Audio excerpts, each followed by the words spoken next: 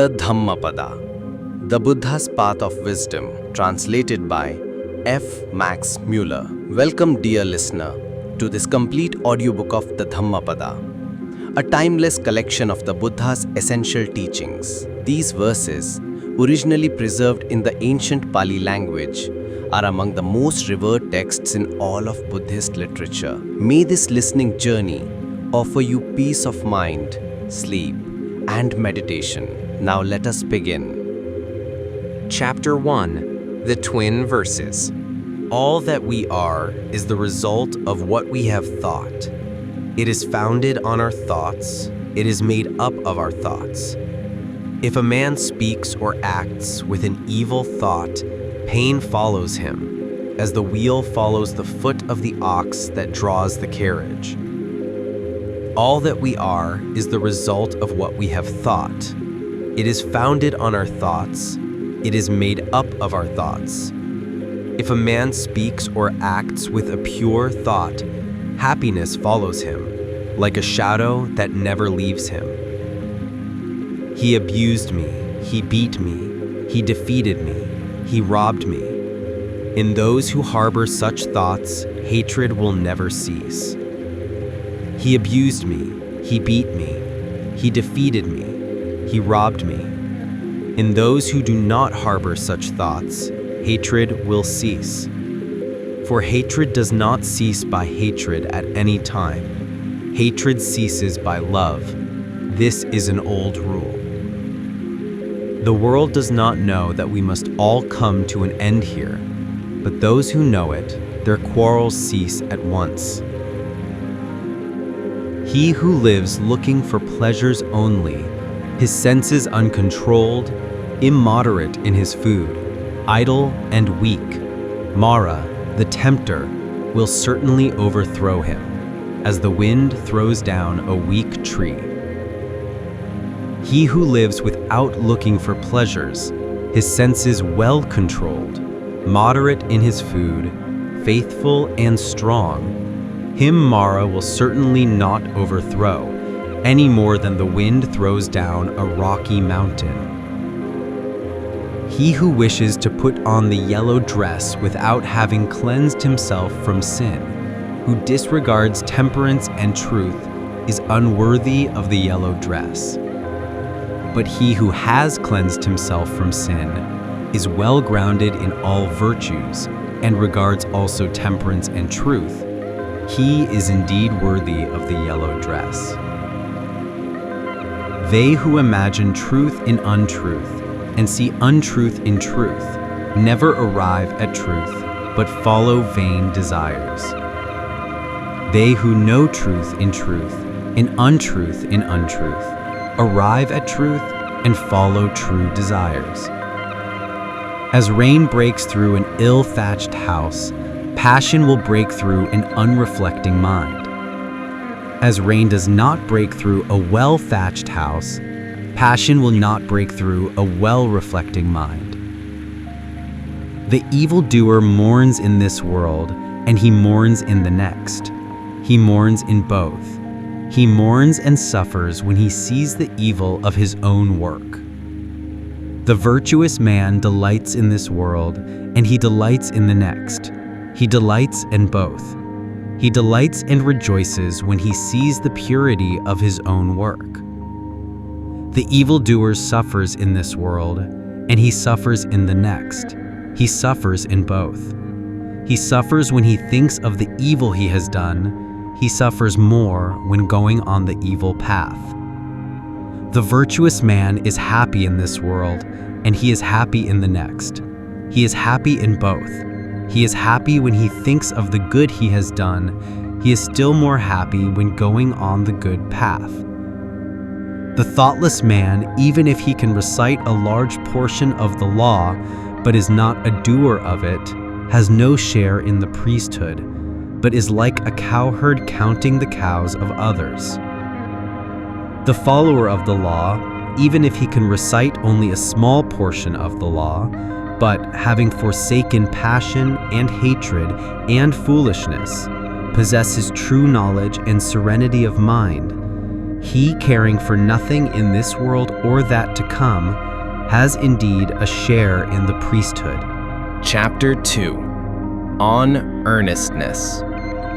Earnestness is the path of immortality, nirvana. Thoughtlessness, the path of death.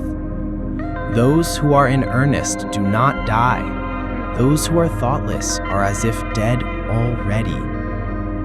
Those who are advanced in earnestness, having understood this clearly, delight in earnestness, and rejoice in the knowledge of the Aryas, the elect.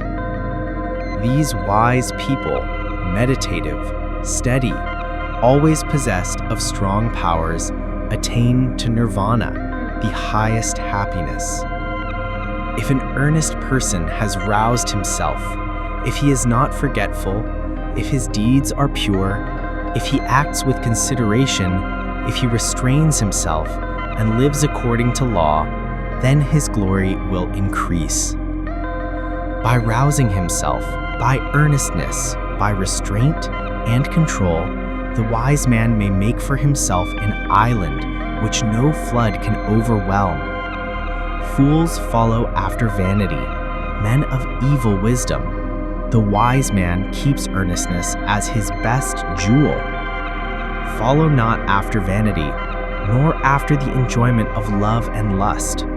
He who is earnest and meditative obtains ample joy. When the learned man drives away vanity by earnestness, he, the wise, climbing the terraced heights of wisdom, looks down upon the fools. Serene he looks upon the toiling crowd, as one that stands on a mountain looks down upon them that stand upon the plain. Earnest among the thoughtless, awake among the sleepers, the wise man advances like a racer, leaving behind the hack. By earnestness did Maghavan, Indra, rise to the lordship of the gods. People praise earnestness. Thoughtlessness is always blamed. Bhikshu, who delights in earnestness, who looks with fear on thoughtlessness, moves about like fire, burning all his fetters, small or large. A bhikshu who delights in reflection, who looks with fear on thoughtlessness, cannot fall away. He is close upon nirvana. Chapter 3. Thought. As a fletcher makes straight his arrow, a wise man makes straight his trembling and unsteady thought, which is difficult to guard, difficult to hold back. As a fish taken from his watery home and thrown on dry ground, our thought trembles all over in order to escape the dominion of Mara, the tempter. It is good to tame the mind, which is difficult to hold in and flighty, rushing wherever it listeth. A tamed mind brings happiness. Let the wise man guard his thoughts, for they are difficult to perceive, very artful, and they rush wherever they list. Thoughts well guarded bring happiness. Those who bridle their mind, which travels far, moves about alone, is without a body, and hides in the chamber of the heart, will be free from the bonds of Mara, the tempter. If a man's thoughts are unsteady, if he does not know the true law, if his peace of mind is troubled, his knowledge will never be perfect.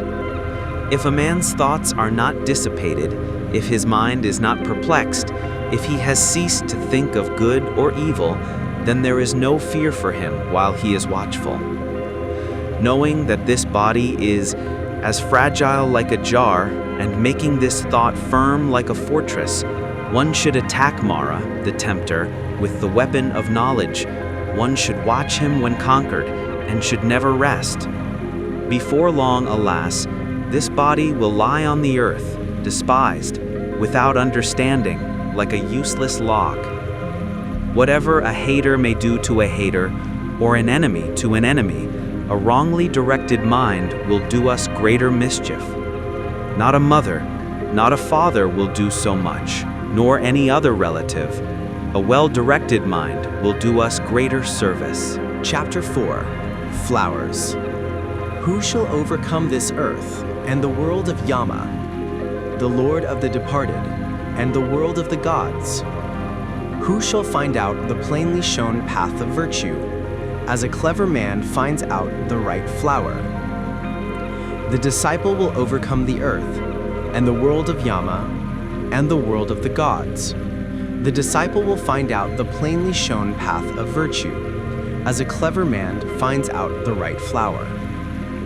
He who knows that this body is like froth, and has learned that it is as unsubstantial as a mirage, will break the flower-pointed arrow of Mara, and never see the king of death. Death carries off a man who is gathering flowers, and whose mind is distracted, as a flood carries off a sleeping village. Death subdues a man who is gathering flowers, and whose mind is distracted, before he is satiated in his pleasures. As the bee collects nectar and departs without injuring the flower, or its color or scent, so let a sage dwell in his village. Not the perversities of others, not their sins of commission or omission, but his own misdeeds and negligences should a sage take notice of. Like a beautiful flower, full of color, but without scent, are the fine but fruitless words of him who does not act accordingly. But like a beautiful flower, full of color and full of scent, are the fine and fruitful words of him who acts accordingly.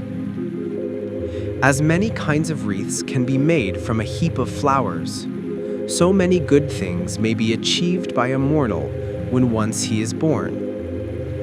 The scent of flowers does not travel against the wind, nor that of sandalwood or of togara and nalika flowers, but the odor of good people travels even against the wind. A good man pervades every place. Sandalwood or togara, a lotus flower, or vasiki, among these sorts of perfumes, the perfume of virtue is unsurpassed. Mean is the scent that comes from togara and sandalwood. The perfume of those who possess virtue rises up to the gods as the highest. Of the people who possess these virtues, who live without thoughtlessness, and who are emancipated through true knowledge, Mara, the tempter, never finds the way. As on a heap of rubbish cast upon the highway, the lily will grow full of sweet perfume and delight, so the disciple of the truly enlightened Buddha shines forth by his knowledge among those who are like rubbish, among the people that walk in darkness. Chapter 5. The Fool. Long is the night to him who is awake. Long is a mile to him who is tired. Long is life to the foolish who do not know the true law. If a traveler does not meet with one who is his better or his equal, let him firmly keep to his solitary journey. There is no companionship with the fool. These sons belong to me, and this wealth belongs to me. With such thoughts, a fool is tormented. He himself does not belong to himself. How much less sons and wealth?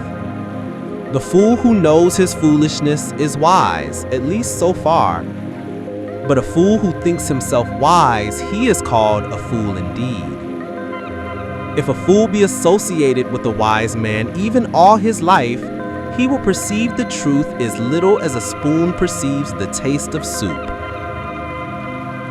If an intelligent man be associated for 1 minute only with the wise man, he will soon perceive the truth, as the tongue perceives the taste of soup. Fools of little understanding have themselves for their greatest enemies, for they do evil deeds which must bear bitter fruits. That deed is not well done of which a man must repent, and the reward of which he receives crying and with a tearful face. No, that deed is well done of which a man does not repent, and the reward of which he receives gladly and cheerfully. As long as the evil deed done does not bear fruit, the fool thinks it is like honey. But when it ripens, then the fool suffers grief. Let a fool month after month eat his food like an ascetic with the tip of a blade of grass, yet he is not worth the 16th particle of those who have well weighed the law. An evil deed, like newly drawn milk, does not turn suddenly. Smoldering, like fire covered by ashes, it follows the fool. And when the evil deed, after it has become known, brings sorrow to the fool, then it destroys his bright lot. Nay, it cleaves his head. Let the fool wish for a false reputation, for precedence among the bhikshus, for lordship in the convents, for worship among other people.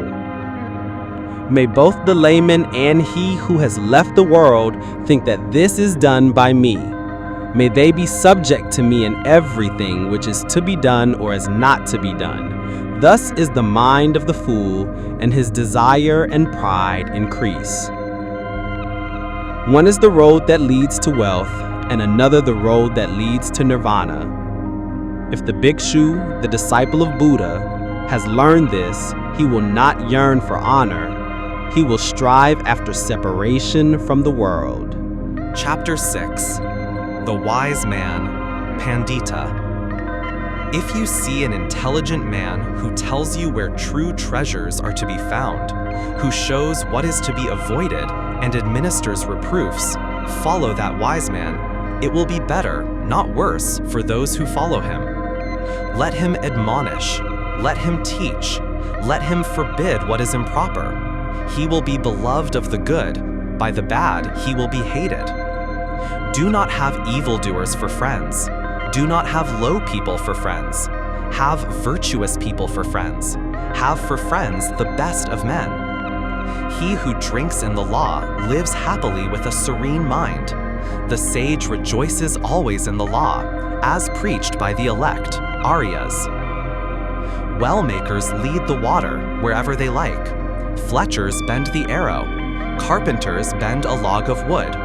Wise people fashion themselves. As a solid rock is not shaken by the wind, wise people falter not amidst blame and praise. Wise people, after they have listened to the laws, become serene, like a deep, smooth, and still lake. Good people walk on whatever befall. The good do not prattle, longing for pleasure. Whether touched by happiness or sorrow, wise people never appear elated or depressed. If, whether for his own sake or for the sake of others, a man wishes neither for a son, nor for wealth, nor for lordship, and if he does not wish for his own success by unfair means, then he is good, wise, and virtuous. Few are there among men who arrive at the other shore, become arhats. The other people here run up and down the shore. But those who, when the law has been well preached to them, follow the law, will pass across the dominion of death, however difficult to overcome. A wise man should leave the dark state of ordinary life and follow the bright state of the bhikshu. After going from his home to a homeless state, he should in his retirement look for enjoyment where there seemed to be no enjoyment. Leaving all pleasures behind and calling nothing his own, the wise man should purge himself from all the troubles of the mind. Those whose mind is well grounded in the 7 elements of knowledge, who, without clinging to anything, rejoice in freedom from attachment, whose appetites have been conquered, and who are full of light, are free even in this world. Chapter 7. The Venerable, Arhanta.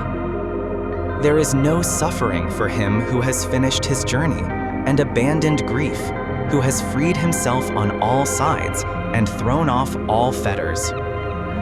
They depart with their thoughts well collected. They are not happy in their abode.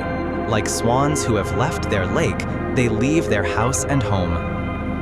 Men who have no riches, who live on recognized food, who have perceived void and unconditioned freedom, nirvana, their path is difficult to understand, like that of birds in the air. He whose appetites are stilled, who is not absorbed in enjoyment, who has perceived void and unconditioned freedom, nirvana, his path is difficult to understand, like that of birds in the air. The gods even envy him, whose senses, like horses well broken in by the driver, have been subdued, who is free from pride and free from appetites. Such a one who does his duty is tolerant like the earth, like Indra's bolt. He is like a lake without mud, no new births are in store for him. His thought is quiet, quiet are his word and deed, when he has obtained freedom by true knowledge, when he has thus become a quiet man. The man who is free from credulity, but knows the uncreated, who has cut all ties, removed all temptations, renounced all desires, he is the greatest of men. In a hamlet or in a forest, in the deep water or on the dry land, wherever venerable persons, arhanta, dwell, that place is delightful. Forests are delightful. Where the world finds no delight, there the passionless will find delight, for they look not for pleasures. Chapter 8. The Thousands. Even though a speech be 1,000 of words, but made up of senseless words, one word of sense is better, which if a man hears, he becomes quiet. Even though a gaitha be 1,000 of words, but made up of senseless words, one word of a gaitha is better, which if a man hears, he becomes quiet. Though a man recite 100 gaithas made up of senseless words, one word of the law is better, which if a man hears, he becomes quiet. If one man conquer in battle 1,000 times 1,000 men, and if another conquer himself, he is the greatest of conquerors. One's own self conquered is better than all other people. Not even a god, a Gandharva, not Mara with Brahman, could change into defeat the victory of a man who has vanquished himself and always lives under restraint. If a man for 100 years sacrifice month after month with 1,000, and if he but for one moment pay homage to a man whose soul is grounded in true knowledge, better is that homage than sacrifice for 100 years. If a man for 100 years worship Agni, fire, in the forest, and if he but for one moment pay homage to a man whose soul is grounded in true knowledge, better is that homage than sacrifice for 100 years.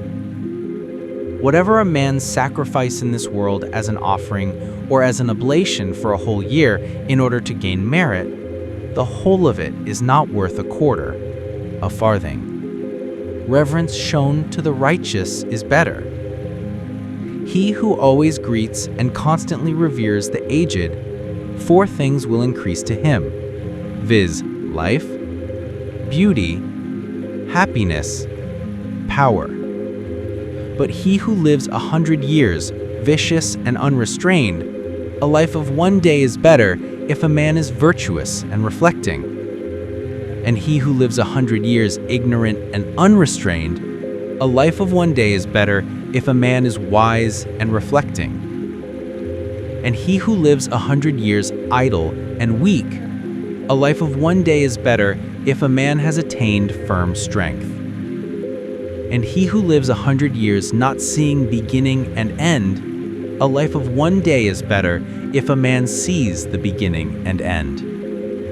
And he who lives 100 years not seeing the immortal place, a life of one day is better if a man sees the immortal place. And he who lives 100 years not seeing the highest law, a life of one day is better if a man sees the highest law. Chapter 9. Evil. If a man would hasten towards the good, he should keep his thought away from evil. If a man does what is good slothfully, his mind delights in evil. If a man commits a sin, let him not do it again. Let him not delight in sin. Pain is the outcome of evil. If a man does what is good, let him do it again. Let him delight in it. Happiness is the outcome of good. Even an evildoer sees happiness as long as his evil deed has not ripened. But when his evil deed has ripened, then does the evildoer see evil. Even a good man sees evil days, as long as his good deed has not ripened. But when his good deed has ripened, then does the good man see happy days. Let no man think lightly of evil, saying in his heart, "It will not come nigh unto me." Even by the falling of water drops, a water pot is filled. The fool becomes full of evil, even if he gather it little by little. Let no man think lightly of good, saying in his heart, "It will not come nigh unto me." Even by the falling of water drops, a water pot is filled. The wise man becomes full of good, even if he gather it little by little. Let a man avoid evil deeds, as a merchant, if he has few companions and carries much wealth, avoids a dangerous road. As a man who loves life avoids poison. He who has no wound on his hand may touch poison with his hand. Poison does not affect one who has no wound, nor is there evil for one who does not commit evil. If a man offend a harmless, pure, and innocent person, the evil falls back upon that fool like light dust thrown up against the wind. Some people are born again. Evildoers go to hell. Righteous people go to heaven. Those who are free from all worldly desires attain nirvana. Not in the sky, not in the midst of the sea, not if we enter into the clefts of the mountains, is there known a spot in the whole world where death could not overcome the mortal. Chapter 10. Punishment. All men tremble at punishment. All men fear death. Remember that you are like unto them, and do not kill, nor cause slaughter. All men tremble at punishment. All men love life. Remember that thou art like unto them, and do not kill, nor cause slaughter. He who, seeking his own happiness, punishes or kills beings who also long for happiness, will not find happiness after death. He who, seeking his own happiness, does not punish or kill beings who also long for happiness, will find happiness after death. Do not speak harshly to anybody. Those who are spoken to will answer thee in the same way. Angry speech is painful. Blows for blows will touch thee. If, like a shattered metal plate, gong, thou utter not, then thou hast reached nirvana. Contention is not known to thee.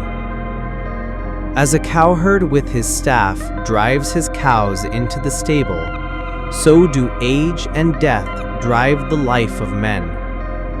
A fool does not know when he commits his evil deeds, but the wicked man burns by his own deeds, as if burnt by fire. He who inflicts pain on innocent and harmless persons will soon come to one of these 10 states. He will have cruel suffering, loss, injury of the body, heavy affliction or loss of mind, or a misfortune coming from the king, or a fearful accusation, or loss of relations, or destruction of treasures. Or lightning fire will burn his houses, and when his body is destroyed, the fool will go to hell. Not nakedness, not plaited hair, not dirt, not fasting, or lying on the earth, not rubbing with dust, not sitting motionless, can purify a mortal who has not overcome desires. He who, though dressed in fine apparel, exercises tranquility, is quiet, subdued, restrained, chaste, and has ceased to find fault with all other beings, he indeed is a brahmana, an ascetic, a shramana, a friar, bhikshu. Is there in this world any man so restrained by humility that he does not mind reproof, as a well-trained horse the whip? Like a well-trained horse, when touched by the whip. Chapter 11. Old Age. How is there laughter? How is there joy? As this world is always burning. Why do you not seek a light? ye who are surrounded by darkness. Look at this dressed-up lump, covered with wounds, joined together, sickly, full of many thoughts, which has no strength, no hold. This body is wasted, full of sickness and frail. This heap of corruption breaks to pieces. Life indeed ends in death. Those white bones, like gourds thrown away in the autumn, what pleasure is there in looking at them?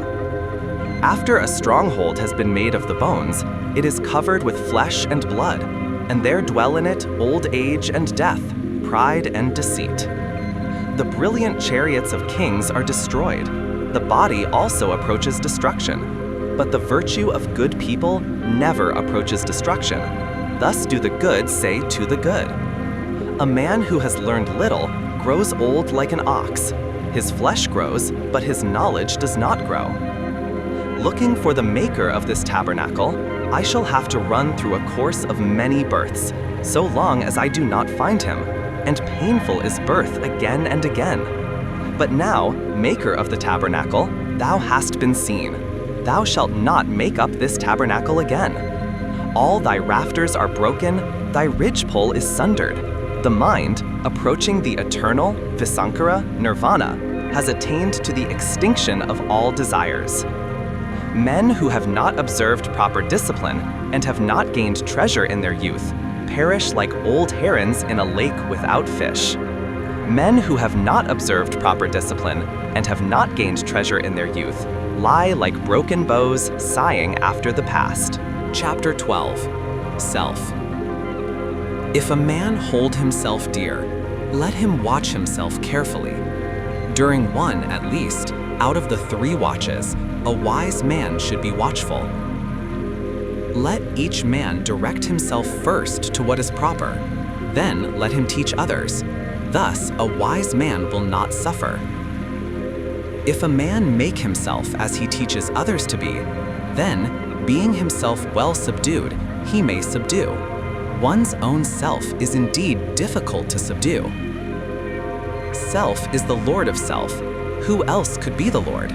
With self well subdued, a man finds a lord such as few can find. The evil done by oneself, self-begotten, self-bred, crushes the foolish as a diamond breaks a precious stone. He whose wickedness is very great brings himself down to that state where his enemy wishes him to be, as a creeper does with the tree which it surrounds. Bad deeds, and deeds hurtful to ourselves, are easy to do. What is beneficial and good, that is very difficult to do. The foolish man who scorns the rule of the venerable, Arahat, of the elect, Arya, of the virtuous, and follows false doctrine, he bears fruit to his own destruction, like the fruits of the Khuddaka reed. By oneself the evil is done. By oneself one suffers. By oneself evil is left undone. By oneself one is purified. Purity and impurity belong to oneself. No one can purify another. Let no one forget his own duty for the sake of another's, however great. Let a man, after he has discerned his own duty, be always attentive to his duty. Chapter 13. The World. Do not follow the evil law. Do not live on in thoughtlessness. Do not follow false doctrine. Be not a friend of the world. Rouse thyself. Do not be idle. Follow the law of virtue. The virtuous rests in bliss in this world and in the next. Follow the law of virtue. Do not follow that of sin. The virtuous rests in bliss in this world and in the next. Look upon the world as a bubble. Look upon it as a mirage. The king of death does not see him who thus looks down upon the world. Come, look at this glittering world, like unto a royal chariot. The foolish are immersed in it, but the wise do not touch it. He who formerly was reckless and afterwards became sober brightens up this world, like the moon when freed from clouds. He whose evil deeds are covered by good deeds brightens up this world, like the moon when freed from clouds. This world is dark, Few only can see here. A few only go to heaven, like birds escaped from the net. The swans go on the path of the sun. They go through the ether by means of their miraculous power. The wise are led out of this world when they have conquered Mara and his train. If a man has transgressed one law and speaks lies and scoffs at another world, there is no evil he will not do. The uncharitable do not go to the world of the gods. Fools only do not praise liberality. A wise man rejoices in liberality, and through it becomes blessed in the other world. Better than sovereignty over the earth, better than going to heaven, better than lordship over all worlds, is the reward of the first step in holiness. Chapter 14. The Buddha, the Awakened. He whose conquest is not conquered again, into whose conquest no one in this world enters, by what track can you lead him, the awakened, the omniscient, the trackless? He whom no desire with its snares and poisons can lead astray, by what track can you lead him, the awakened, the omniscient, the trackless? Even the gods envy those who are awakened and not forgetful, who are given to meditation, who are wise, and who delight in the repose of retirement from the world. Difficult to obtain is the conception of men, difficult is the life of mortals, difficult is the hearing of the true law, difficult is the birth of the awakened, the attainment of Buddhahood. Not to commit any sin, to do good, and to purify one's mind, that is the teaching of all the awakened. The awakened call patience the highest penance, long-suffering the highest nirvana. For he is not an anchorite, pravrugita, who strikes others. He is not an ascetic, shramana, who insults others. Not to blame, not to strike, to live restrained under the law, to be moderate in eating, to sleep and sit alone, and to dwell on the highest thoughts, this is the teaching of the awakened. There is no satisfying lusts, even by a shower of gold pieces. He who knows that lusts have a short taste and cause pain, he is wise. Even in heavenly pleasures he finds no satisfaction. The disciple who is fully awakened delights only in the destruction of all desires. Men, driven by fear, go to many a refuge, to mountains and forests, to groves and sacred trees. But that is not a safe refuge, that is not the best refuge. A man is not delivered from all pains after having gone to that refuge. He who takes refuge with Buddha, the law, and the church, he who, with clear understanding, sees the four holy truths, viz., pain, the origin of pain, the destruction of pain, and the eightfold holy way that leads to the quieting of pain. That is the safe refuge. That is the best refuge. Having gone to that refuge, a man is delivered from all pain. A supernatural person, a Buddha, is not easily found. He is not born everywhere. Wherever such a sage is born, that race prospers. Happy is the arising of the awakened. Happy is the teaching of the true law. Happy is peace in the church. Happy is the devotion of those who are at peace. He who pays homage to those who deserve homage, whether the awakened, Buddha, or their disciples, those who have overcome the host of evils and crossed 15, the flood of sorrow. He who pays homage to such as have found deliverance and no fear, his merit can never be measured by anybody. Chapter 15. Happiness. Let us live happily then, not hating those who hate us. Among men who hate us, let us dwell free from hatred. Let us live happily then, free from ailments. Among the ailing, among men who are ailing, let us dwell free from ailments. Let us live happily then, free from greed among the greedy. Among men who are greedy, let us dwell free from greed. Let us live happily then, though we call nothing our own. We shall be like the bright gods, feeding on happiness. Victory breeds hatred, for the conquered is unhappy. He who has given up both victory and defeat, he, the contented, is happy. There is no fire like passion. There is no losing throw like hatred. There is no pain like this body. There is no happiness higher than rest.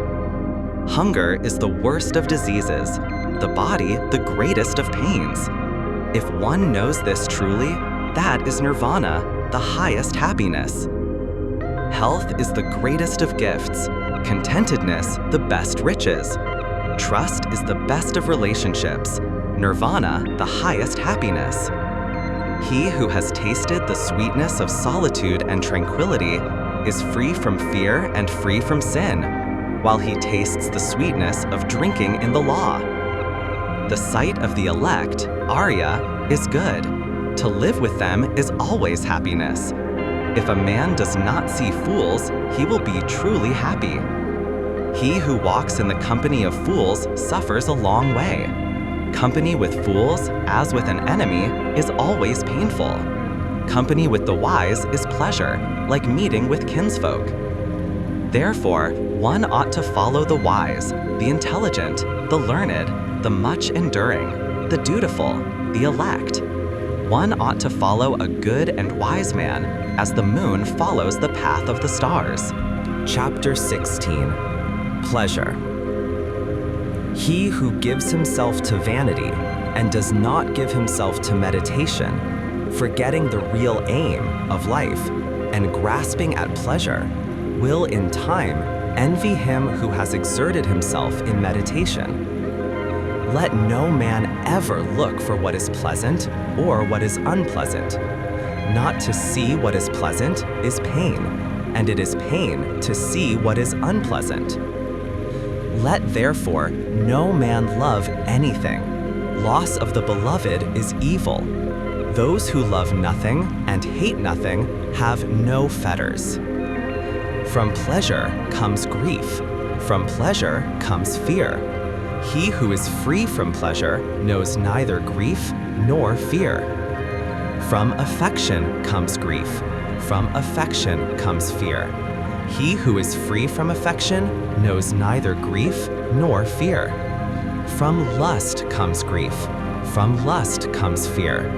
He who is free from lust knows neither grief nor fear. From love comes grief. From love comes fear. He who is free from love knows neither grief nor fear. From greed comes grief. From greed comes fear. He who is free from greed knows neither grief nor fear.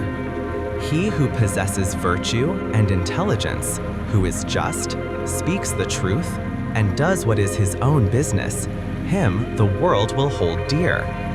He in whom a desire for the ineffable, nirvana, has sprung up, who is satisfied in his mind, and whose thoughts are not bewildered by love, he is called urdhvam srotas, carried upwards by the stream.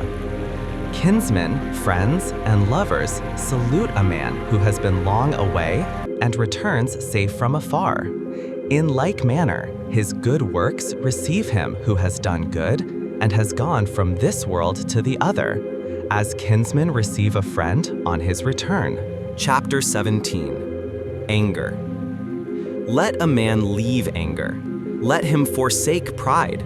Let him overcome all bondage. No sufferings befall the man who is not attached to name and form, and who calls nothing his own. He who holds back rising anger like a rolling chariot, him I call a real driver. Other people are but holding the reins. Let a man overcome anger by love. Let him overcome evil by good. Let him overcome the greedy by liberality, the liar by truth. Speak the truth. Do not yield to anger. Give, if thou art asked for little. By these 3 steps thou wilt go near the gods. The sages who injure nobody and who always control their body, they will go to the unchangeable place, nirvana, where, if they have gone, they will suffer no more. Those who are ever watchful, who study day and night, and who strive after nirvana, their passions will come to an end. This is an old saying, O Atula. This is not only of today. They blame him who sits silent. They blame him who speaks much. They also blame him who says little. There is no one on earth who is not blamed. There never was, there never will be, nor is there now, a man who is always blamed or a man who is always praised. But he whom those who discriminate praise continually day after day, as without blemish, wise, rich in knowledge and virtue, who would dare to blame him, like a coin made of gold from the Gambu River? Even the gods praise him. He is praised even by Brahman. Beware of bodily anger, and control thy body. Leave the sins of the body, and with thy body practice virtue. Beware of the anger of the tongue, and control thy tongue. Leave the sins of the tongue, and practice virtue with thy tongue. Beware of the anger of the mind, and control thy mind. Leave the sins of the mind, and practice virtue with thy mind. The wise who control their body, who control their tongue, the wise who control their mind, are indeed well controlled. Chapter 18. Impurity. Thou art now like a sere leaf. The messengers of death, Yama, have come near to thee. Thou standest at the door of thy departure, and thou hast no provision for thy journey. Make thyself an island, work hard, be wise. When thy impurities are blown away, and thou art free from guilt, thou wilt enter into the heavenly world of the elect, Arya. Thy life has come to an end. Thou art come near to death, Yama. There is no resting place for thee on the road, and thou hast no provision for thy journey. Make thyself an island, work hard, be wise. When thy impurities are blown away, and thou art free from guilt, thou wilt not enter again into birth and decay. Let a wise man blow off the impurities of his self, as a smith blows off the impurities of silver, one by one, little by little, and from time to time. As the impurity which springs from the iron, when it springs from it, destroys it, thus do a transgressor's own works lead him to the evil path. The taint of prayers is non-repetition. The taint of houses, non-repair. The taint of the body is sloth. The taint of a watchman, thoughtlessness. Bad conduct is the taint of woman. Greediness, the taint of a benefactor. Tainted are all evil ways in this world and in the next. But there is a taint worse than all taints. Ignorance is the greatest taint. O mendicants, throw off that taint and become taintless. Life is easy to live for a man who is without shame, a crow hero, a mischief maker, an insulting, bold, and wretched fellow. But life is hard to live for a modest man who always looks for what is pure, who is disinterested, quiet, spotless, and intelligent. He who destroys life, who speaks untruth, who in this world takes what is not given him, who goes to another man's wife, and the man who gives himself to drinking intoxicating liquors, he, even in this world, digs up his own root. O man, know this, that the unrestrained are in a bad state. Take care that greediness and vice do not bring thee to grief for a long time. The world gives according to their faith or according to their pleasure. If a man frets about the food and the drink given to others, he will find no rest either by day or by night. He in whom that feeling is destroyed and taken out with the very root finds rest by day and by night. There is no fire like passion. There is no shark like hatred. There is no snare like folly. There is no torrent like greed. The fault of others is easily perceived, but that of oneself is difficult to perceive.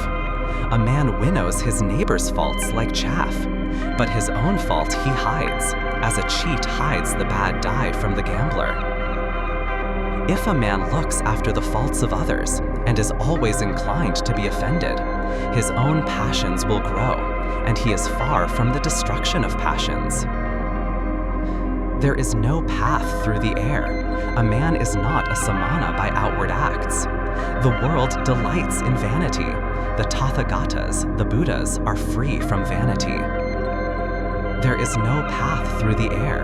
A man is not a samana by outward acts. No creatures are eternal, but the awakened Buddha are never shaken. Chapter 19. The Just. A man is not just if he carries a matter by violence. No, he who distinguishes both right and wrong, who is learned and leads others, not by violence, but by law and equity, and who is guarded by the law and intelligent, he is called just. A man is not learned because he talks much. He who is patient, free from hatred and fear, he is called learned. A man is not a supporter of the law because he talks much. Even if a man has learned little but sees the law bodily, he is a supporter of the law, a man who never neglects the law. A man is not an elder because his head is gray. His age may be ripe, but he is called old in vain. He in whom there is truth, virtue, love, restraint, moderation, he who is free from impurity and is wise, he is called an elder. An envious, greedy, dishonest man does not become respectable by means of much talking only, or by the beauty of his complexion. He in whom all this is destroyed and taken out with the very root, he, when freed from hatred and wise, is called respectable. Not by tonsure does an undisciplined man who speaks falsehood become a samana. Can a man be a samana who is still held captive by desire and greediness? He who always quiets the evil, whether small or large, he is called a samana, a quiet man, because he has quieted all evil. A man is not a mendicant, bhikshu, simply because he asks others for alms. He who adopts the whole law is a bhikshu, not he who only begs. He who is above good and evil, who is chaste, who with knowledge passes through the world, he indeed is called a bhikshu. A man is not a muni because he observes silence, mona, i.e. mauna, if he is foolish and ignorant. But the wise who, taking the balance, chooses the good and avoids evil, he is a muni, and is a muni thereby. He who in this world weighs both sides is called a muni.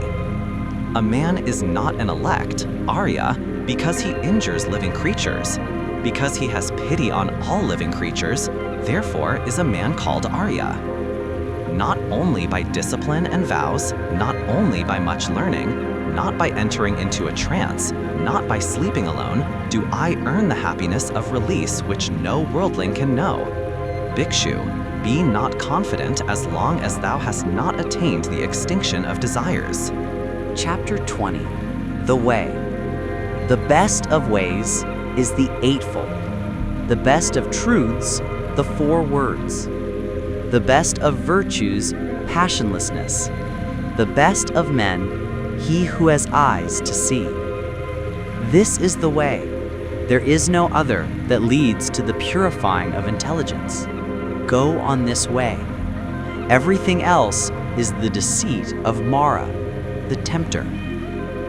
If you go on this way, you will make an end of pain. The way was preached by me when I had understood the removal of the thorns in the flesh. You yourself must make an effort. The Tathagatas are only preachers. The thoughtful who enter the way are freed from the bondage of Mara. All created things perish. He who knows and sees this becomes passive in pain. This is the way to purity. All created things are grief and pain. He who knows and sees this becomes passive in pain. This is the way that leads to purity. All forms are unreal. He who knows and sees this becomes passive in pain. This is the way that leads to purity. He who does not rouse himself when it is time to rise, who, though young and strong, is full of sloth, whose will and thought are weak, that lazy and idle man will never find the way to knowledge.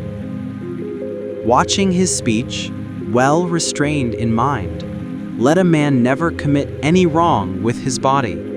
Let a man but keep these 3 roads of action clear, and he will achieve the way which is taught by the wise.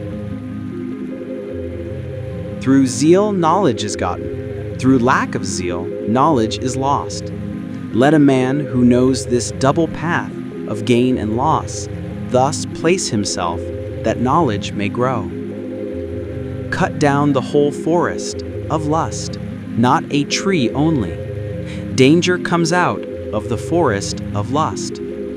When you have cut down both the forest of lust and its undergrowth, then, bhikkhus, you will be rid of the forest and free.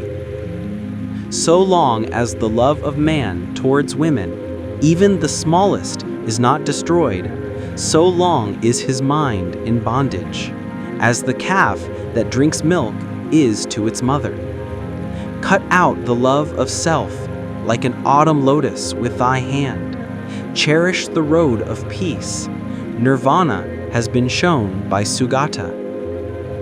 Here I shall dwell in the rain, here in winter and summer. Thus the fool meditates and does not think of his death. Death comes and carries off that man, praised for his children and flocks, his mind distracted as a flood carries off a sleeping village. Sons are no help, nor a father, nor relations. There is no help from kinsfolk for one whom death has seized. A wise and good man who knows the meaning of this should quickly clear the way that leads to nirvana. Chapter 21. Miscellaneous. If by leaving a small pleasure one sees a great pleasure, let a wise man leave the small pleasure and look to the great. He who, by causing pain to others, wishes to obtain pleasure for himself, he, entangled in the bonds of hatred, will never be free from hatred. What ought to be done is neglected. What ought not to be done is done. The desires of unruly, thoughtless people are always increasing. But they whose whole watchfulness is always directed to their body, who do not follow what ought not to be done, and who steadfastly do what ought to be done, the desires of such watchful and wise people will come to an end. A true Brahmana goes scatheless, though he have killed father and mother, and 2 valiant kings, though he has destroyed a kingdom with all its subjects. A true Brahmana goes scatheless, though he have killed father and mother, and 2 holy kings, and an eminent man besides. The disciples of Gautama, Buddha, are always well awake, and their thoughts day and night are always set on Buddha. The disciples of Gautama are always well awake, and their thoughts day and night are always set on the law. The disciples of Gautama are always well awake, and their thoughts day and night are always set on the church. The disciples of Gautama are always well awake, and their thoughts day and night are always set on their body. The disciples of Gautama are always well awake, and their mind day and night always delights in compassion. The disciples of Gautama are always well awake, and their mind day and night always delights in meditation. It is hard to leave the world to become a friar. It is hard to enjoy the world. Hard is the monastery, painful are the houses. Painful it is to dwell with equals, to share everything in common, and the itinerant mendicant is beset with pain. Therefore, let no man be an itinerant mendicant, and he will not be beset with pain. Whatever place a faithful, virtuous, celebrated, and wealthy man chooses, there he is respected. Good people shine from afar like the snowy mountains. Bad people are not seen like arrows shot by night. He alone who, without ceasing, practices the duty of sitting alone and sleeping alone, he, subduing himself, will rejoice in the destruction of all desires alone. Chapter 22. The Downward Course. He who says what is not goes to hell. He also who, having done a thing, says, I have not done it. After death, both are equal. They are men with evil deeds in the next world. Many men whose shoulders are covered with the yellow gown are ill-conditioned and unrestrained. Such evildoers by their evil deeds go to hell.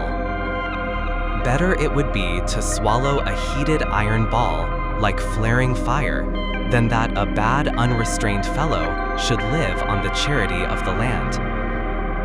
4 things does a reckless man gain who covets his neighbor's wife: a bad reputation, an uncomfortable bed, thirdly, punishment, and lastly, hell.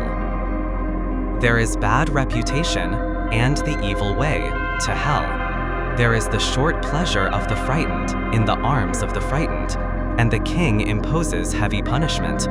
Therefore, let no man think of his neighbor's wife. As a grass blade, if badly grasped, cuts the arm, badly practiced asceticism leads to hell. An act carelessly performed, a broken vow, and hesitating obedience to discipline, all this brings no great reward. If anything is to be done, let a man do it. Let him attack it vigorously. A careless pilgrim only scatters the dust of his passions more widely. An evil deed is better left undone, for a man repents of it afterwards. A good deed is better done, for having done it, one does not repent. Like a well-guarded frontier fort, with defenses within and without, so let a man guard himself. Not a moment should escape, for they who allow the right moment to pass suffer pain when they are in hell. They who are ashamed of what they ought not to be ashamed of, and are not ashamed of what they ought to be ashamed of, such men, embracing false doctrines, enter the evil path. They who fear when they ought not to fear, and fear not when they ought to fear, such men, embracing false doctrines, enter the evil path. They who forbid when there is nothing to be forbidden, and forbid not when there is something to be forbidden, such men, embracing false doctrines, enter the evil path. They who know what is forbidden as forbidden, and what is not forbidden as not forbidden, such men, embracing the true doctrine, enter the good path. Chapter 23. The Elephant. Silently shall I endure abuse, as the elephant in battle endures the arrow sent from the bow, for the world is ill-natured. They lead a tamed elephant to battle. The king mounts a tamed elephant. The tamed is the best among men, he who silently endures abuse. Mules are good, if tamed, and noble Sentu horses, and elephants with large tusks. But he who tames himself is better still. For with these animals does no man reach the untrodden country, nirvana, where a tamed man goes on a tamed animal, viz., on his own well-tamed self. The elephant called Dhammapada, his temples running with sap and difficult to hold, does not eat a morsel when bound. The elephant longs for the elephant grove. If a man becomes fat and a great eater, if he is sleepy and rolls himself about, that fool, like a hog fed on wash, is born again and again. This mind of mine went formerly wandering about as it liked, as it listed, as it pleased, but I shall now hold it in thoroughly, as the rider who holds the hook holds in the furious elephant. Be not thoughtless, watch your thoughts. Draw yourself out of the evil way, like an elephant sunk in mud.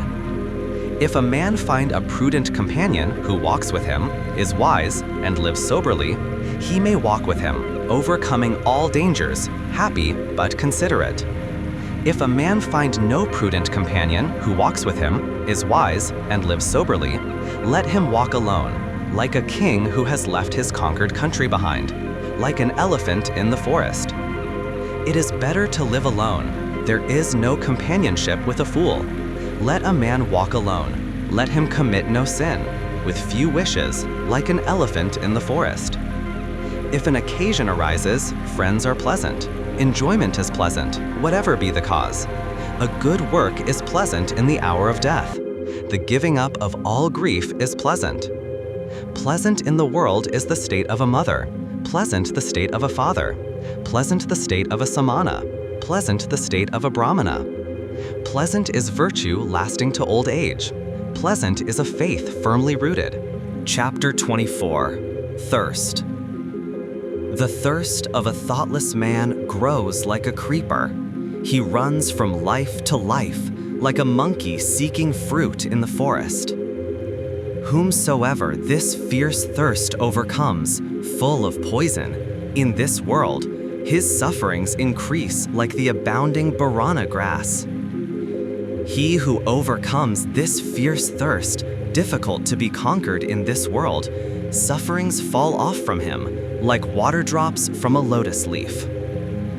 This salutary word I tell you, do ye, as many as are here assembled, dig up the root of thirst, as he who wants the sweet-scented usira root must dig up the barana grass, that Mara, the tempter, may not crush you again and again, as the stream crushes the reeds.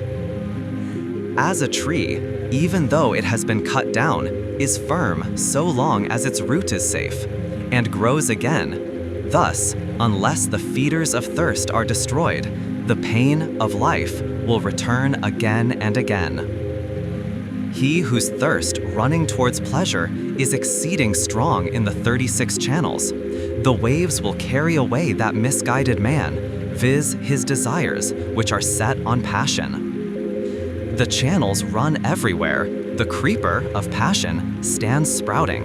If you see the creeper springing up, cut its root by means of knowledge.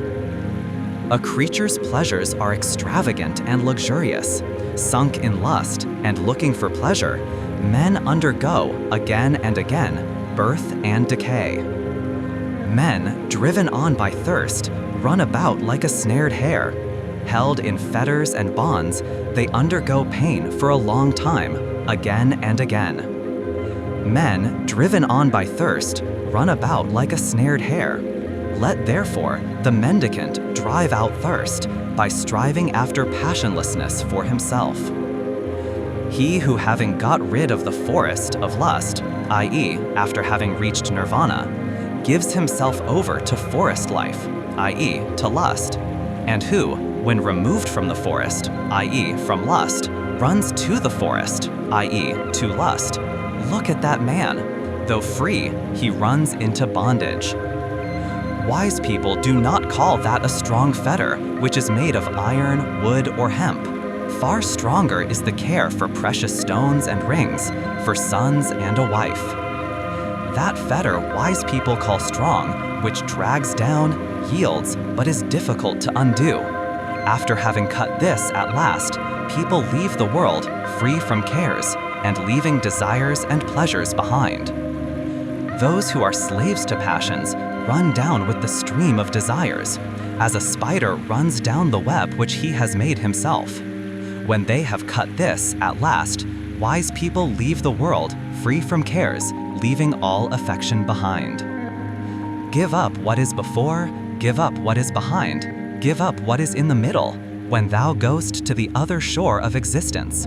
If thy mind is altogether free, thou wilt not again enter into birth and decay. If a man is tossed about by doubts, full of strong passions, and yearning only for what is delightful, his thirst will grow more and more, and he will indeed make his fetters strong. If a man delights in quieting doubts, and, always reflecting, dwells on what is not delightful, the impurity of the body, etc., he certainly will remove, nay, he will cut the fetter of Mara. He who has reached the consummation, who does not tremble, who is without thirst and without sin, he has broken all the thorns of life.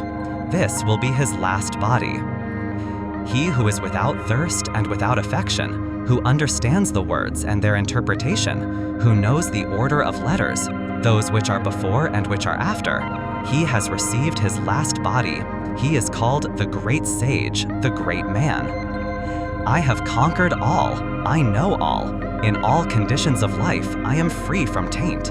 I have left all, and through the destruction of thirst, I am free. Having learned myself, whom shall I teach? The gift of the law exceeds all gifts. The sweetness of the law exceeds all sweetness. The delight in the law exceeds all delights. The extinction of thirst overcomes all pain. Pleasures destroy the foolish, if they look not for the other shore. The foolish, by his thirst for pleasures, destroys himself, as if he were his own enemy. The fields are damaged by weeds. Mankind is damaged by passion. Therefore, a gift bestowed on the passionless brings great reward. The fields are damaged by weeds. Mankind is damaged by hatred.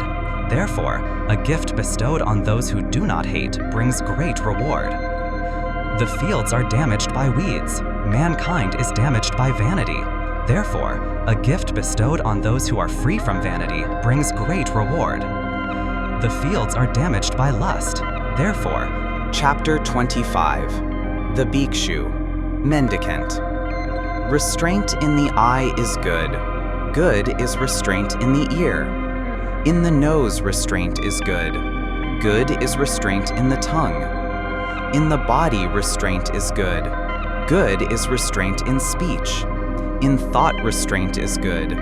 Good is restraint in all things. A bhikshu, restrained in all things, is freed from all pain.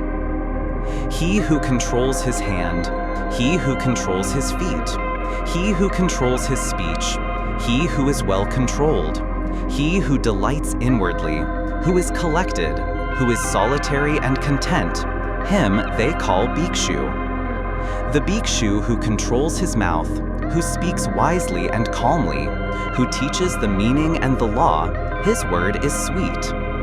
He who dwells in the law, delights in the law, meditates on the law, follows the law, that bhikshu will never fall away from the true law. Let him not despise what he has received, nor ever envy others. A mendicant who envies others does not obtain peace of mind. A bhikshu who, though he receives little, does not despise what he has received. Even the gods will praise him if his life is pure and if he is not slothful. He who never identifies himself with name and form and does not grieve over what is no more, he indeed is called a bhikshu. The bhikshu who acts with kindness, who is calm in the doctrine of Buddha, will reach the quiet place, nirvana, cessation of natural desires, and happiness. O bhikshu, empty this boat. If emptied, it will go quickly. Having cut off passion and hatred, thou wilt go to nirvana. Cut off the five, leave the five, rise above the five. A bhikshu who has escaped from the five fetters, he is called Ogatina, saved from the flood. Meditate, O bhikshu, and be not heedless. Do not direct thy thought to what gives pleasure, that thou mayest not for thy heedlessness have to swallow the iron ball in hell, and that thou mayest not cry out when burning, this is pain. Without knowledge there is no meditation. Without meditation there is no knowledge. He who has knowledge and meditation is near unto nirvana. A bhikshu who has entered his empty house and whose mind is tranquil feels a more than human delight when he sees the law clearly. As soon as he has considered the origin and destruction of the elements, khanda, of the body, he finds happiness and joy, which belong to those who know the immortal, nirvana. And this is the beginning here for a wise bhikshu: watchfulness over the senses, contentedness, restraint under the law. Keep noble friends whose life is pure and who are not slothful. Let him live in charity. Let him be perfect in his duties. Then, in the fullness of delight, he will make an end of suffering. As the Vasika plant sheds its withered flowers, men should shed passion and hatred, O ye bhikshus. The bhikshu, whose body and tongue and mind are quieted, who is collected and has rejected the baits of the world, he is called quiet. Rouse thyself by thyself, examine thyself by thyself. Thus, self-protected and attentive, wilt thou live happily, O Bhikshu. For self is the lord of self, self is the refuge of self. Therefore, curb thyself as the merchant curbs a good horse. The Bhikshu, full of delight, who is calm in the doctrine of Buddha, will reach the quiet place, nirvana, cessation of natural desires, and happiness.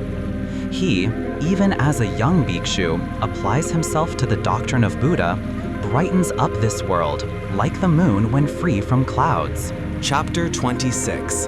The Brahmana, Arhat. Stop the stream valiantly. Drive away the desires, O Brahmana. When you have understood the destruction of all that was made, you will understand that which was not made. If the Brahmana has reached the other shore in both laws, in restraint and contemplation, all bonds vanish from him who has obtained knowledge. Him for whom there is neither this nor that shore, nor both, him, the fearless and unshackled, I call indeed a Brahmana. He who is thoughtful, blameless, settled, dutiful, without passions, and who has attained the highest end, him I call indeed a Brahmana. The sun is bright by day, the moon shines by night. The warrior is bright in his armor, the Brahmana is bright in his meditation. But Buddha, the awakened, is bright with splendor day and night. Because a man is rid of evil, therefore he is called Brahmana. Because he walks quietly, therefore he is called Samana. Because he has sent away his own impurities, therefore he is called Pravragita, Pabagita, a pilgrim. No one should attack a Brahmana, but no Brahmana, if attacked, should let himself fly at his aggressor. Woe to him who strikes a Brahmana, more woe to him who flies at his aggressor. It advantages a Brahmana not a little if he holds his mind back from the pleasures of life. When all wish to injure, pain will cease. Him I call indeed a Brahmana who does not offend by body, word, or thought, and is controlled on these 3 points. After a man has once understood the law as taught by the well-awakened Buddha, let him worship it carefully as the Brahmana worships the sacrificial fire. A man does not become a Brahmana by his plaited hair, by his family, or by birth. In whom there is truth and righteousness, he is blessed, he is a Brahmana. What is the use of plaited hair, O fool? What of the raiment of goatskins? Within thee there is ravening, but the outside thou makest clean. The man who wears dirty raiments, who is emaciated and covered with veins, who lives alone in the forest and meditates, him I call indeed a Brahmana. I do not call a man a Brahmana because of his origin or of his mother. He is indeed arrogant and he is wealthy, but the poor who is free from all attachments, him I call indeed a Brahmana. Him I call indeed a Brahmana who has cut all fetters, who never trembles, is independent and unshackled. Him I call indeed a Brahmana who has cut the strap and the thong, the chain with all that pertains to it, who has burst the bar and is awakened. Him I call indeed a Brahmana who, though he has committed no offense, endures reproach, bonds, and stripes, who has endurance for his force and strength for his army. Him I call indeed a Brahmana who is free from anger, dutiful, virtuous, without appetite, who is subdued and has received his last body. Him I call indeed a Brahmana who does not cling to pleasures, like water on a lotus leaf, like a mustard seed on the point of a needle. Him I call indeed a Brahmana who even here knows the end of his suffering, has put down his burden, and is unshackled. Him I call indeed a Brahmana whose knowledge is deep, who possesses wisdom, who knows the right way and the wrong, and has attained the highest end. Him I call indeed a Brahmana who keeps aloof both from laymen and from mendicants, who frequents no houses and has but few desires. Him I call indeed a Brahmana who finds no fault with other beings, whether feeble or strong, and does not kill nor cause slaughter. Him I call indeed a Brahmana who is tolerant with the intolerant, mild with fault-finders, and free from passion among the passionate. Him I call indeed a Brahmana from whom anger and hatred, pride and envy have dropped like a mustard seed from the point of a needle. Him I call indeed a Brahmana who utters true speech, instructive and free from harshness, so that he offend no one. Him I call indeed a Brahmana who takes nothing in the world that is not given him, be it long or short, small or large, good or bad. Him I call indeed a Brahmana who fosters no desires for this world or for the next, has no inclinations and is unshackled. Him I call indeed a Brahmana who has no interests, and when he has understood the truth, does not say how, and who has reached the depth of the immortal. Him I call indeed a Brahmana who in this world is above good and evil, above the bondage of both, free from grief, from sin, and from impurity.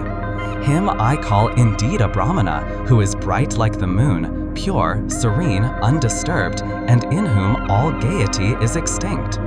Him I call indeed a Brahmana who has traversed this miry road, the impassable world and its vanity, who has gone through and reached the other shore, is thoughtful, guileless, free from doubts, free from attachment and content. Him I call indeed a Brahmana who in this world, leaving all desires, travels about without a home, and in whom all concupiscence is extinct. Him I call indeed a Brahmana who, leaving all longings, travels about without a home, and in whom all covetousness is extinct. Him I call indeed a Brahmana who, after leaving all bondage to men, has risen above all bondage to the gods, and is free from all and every bondage. Him I call indeed a Brahmana who has left what gives pleasure and what gives pain, who is cold and free from all germs of renewed life, the hero who has conquered all the worlds. Him I call indeed a Brahmana who knows the destruction and the return of beings everywhere, who is free from bondage, welfaring, sugata, and awakened. Him I call indeed a Brahmana whose path the gods do not know, nor spirits, Gandharvas, nor men, whose passions are extinct, and who is an Arhat, venerable. Him I call indeed a Brahmana who calls nothing his own, whether it be before, behind, or between, who is poor and free from the love of the world. Him I call indeed a Brahmana, the manly, the noble, the hero, the great sage, the conqueror, the impassible, the accomplished, the awakened. Him I call indeed a Brahmana who knows his former abodes, who sees heaven and hell, has reached the end of births, is perfect in knowledge, a sage, and whose perfections are all perfect. Thank you for listening. May all beings be happy. May all beings be free from suffering. May wisdom arise in your heart like the morning sun. If you found peace in these words, consider sharing this video with others who may benefit. Until next time, be well, be still, be free.